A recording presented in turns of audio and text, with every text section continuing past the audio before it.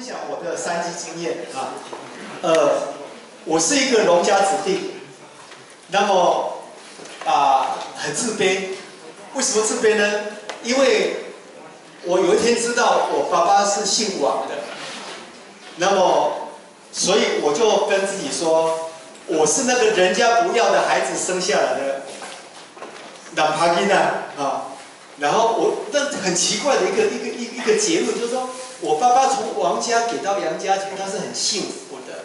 但是不晓得为什么，我知道这个事情后，就有一个谎言进来了，说我爸爸是人家不要的，然后我是他生的，我也很没有价值。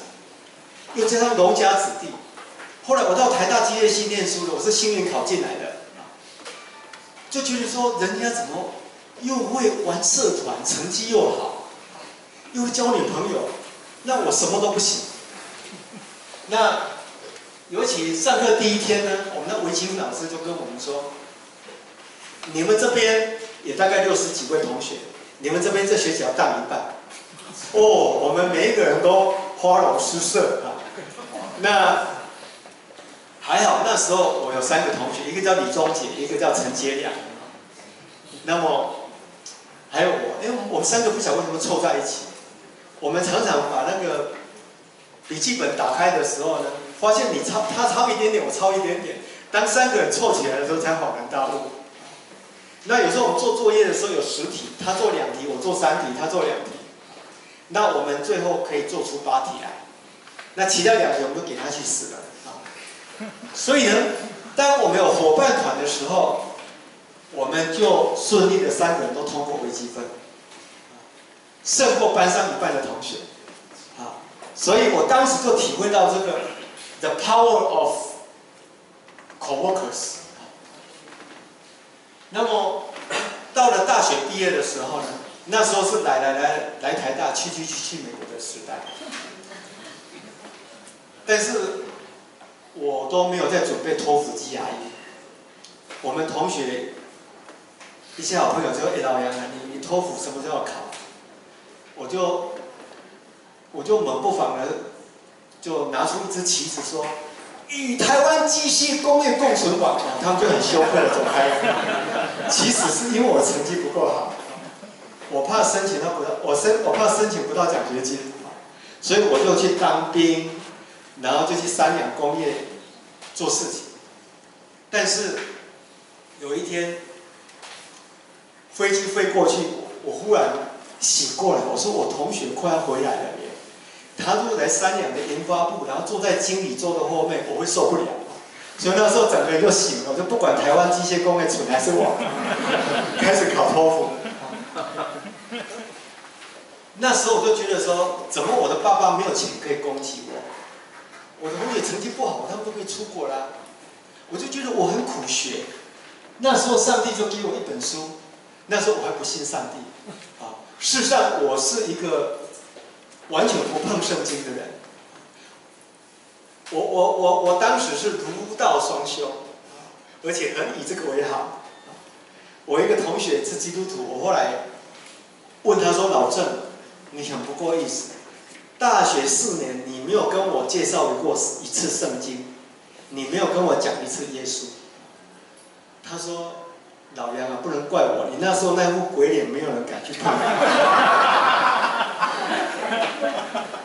结果上帝非常的厉害，他给我这本《柯南苦学记》。那个作者是沈周汉，他儿子叫沈君山，大家还是比较认识一点。他是农复会的主委。那么他那本书他也是农家子弟，然后最后念到博士，然后小麦的品种改良，他对我家也很有帮助。因为我家如果没有他农复会引进的这些芦笋我们大概没有办法念大学。那么那本书里面呢，有2个地方提到信仰。那么一个地方是他念完初中的时候，他是湖南人，那么想要到山东去念农校。但是家人因为是老大，就把他锁在家里，不让他出去。他是一个很顺服的孩子，竟然打开窗户跳出来搭船，然后从湖南要搭到山东去。然后那个船不是一天就可以到的，所以那个船一直走，他的心里就越来越沮丧。以前只要想一想曾国藩啊、王阳明啊，他力气就来，这次怎么想都没来，往前没力气，往后没勇气。这时候想到有位长辈跟他说：“上天，这位造你的主，对你一生有一个美好的计划，你可以请他完成他对身上的旨意。”所以他就在船上就第一次跪下来祷告。